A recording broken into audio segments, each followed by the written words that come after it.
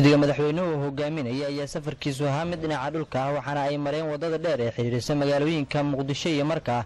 iyagoona kulamo gargaara xalay halkaasi kula qaatay qaybaha bulshada iyo maamulka gobolka Shabeellaha Hoose ee dawladda Soomaaliya. kulamadan oo socday muddo dheer ayaa la iskula soo qaaday sida dawladda Soomaaliya iyo dadka deegaankaasi ay wada shaqeyn karaan iyo sidoo kale sidii wax looga qaban lahaa isbaarooyin fara badan oo yaala qaybo badan oo ku yaala gobolkaasi. intii kulamadaasi ay soconayeen ayaa ka qaybgalayaasha oo u badnaa odayaasha dhaqanka ee gobolkaasi waxay u soo jeediyeen mas'uuliyiinta dawladda Soomaaliya in wax laga qabto tacadiyo fara badan oo ka dhacay gobolkaasi. madaxweynaha Soomaaliya oo ka qaybgalayaasha kulanka la hadlay waxa uu sheegay in ujeedada magaalada Markaa ay u yimaadeen ay tahay sidii wax looga qaban lahaa wax kasta oo dadka deegaankaasi ay tirsanayaan isla markaana loo wada shaqeyn lahaa isagoona odayaasha u sheegay inay dawladda nabadgelyada kala shaqeeyaan waxaana uu ballan qaaday in wax badan laga bedeli doono xaaladda gobolkaasi. laakiin haddii meel inta tagtay nidaam councilka degmada Markaa waa kuwaana councilku waa isku tageen gudoomiyaha degmada doorteen councilku waa isku tageen saddexdan qofood ay gobolka u dirsadeen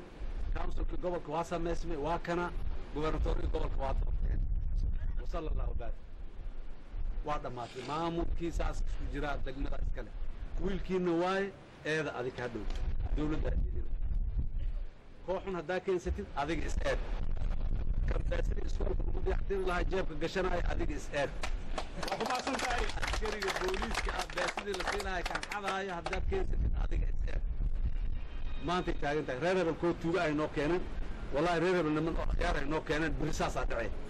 intii wafdiga madaxweynaha Soomaaliya ay ku sugnaayeen gobolka Shabeellaha Hoose waxa ay booqdeen xeebta dheer ee magaalada Markaa iyagoona dhiirigelinaya nabadgelyada ka jirta gobolkaasi gaar ahaan magaalada Markaa waxaana gelinkii dambe ee shalay la arkayay madaxweynaha iyo mas'uuliyiinta ku wehelinayay safarka uu ku tagay gobolka Shabeellaha Hoose oo si nabad ah ugu dabaalanaya xeebta degmada Markaa.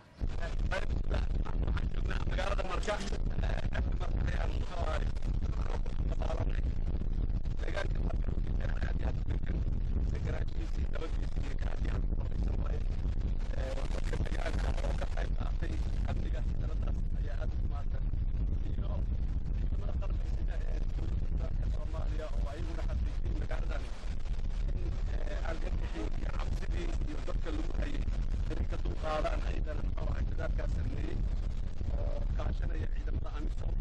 ugu dambeyntii madaxweynaha dawladda Soomaaliya iyo xubnaha ku wehelinayay socdaalka uu ku tagay gobolka Shabeellaha Hoose waxa ay barqanimadii maanta dib ugu soo laabteen magaalada Muqdisho ee caasimadda Soomaaliya oo markii horeba ay ka anbabaxeen.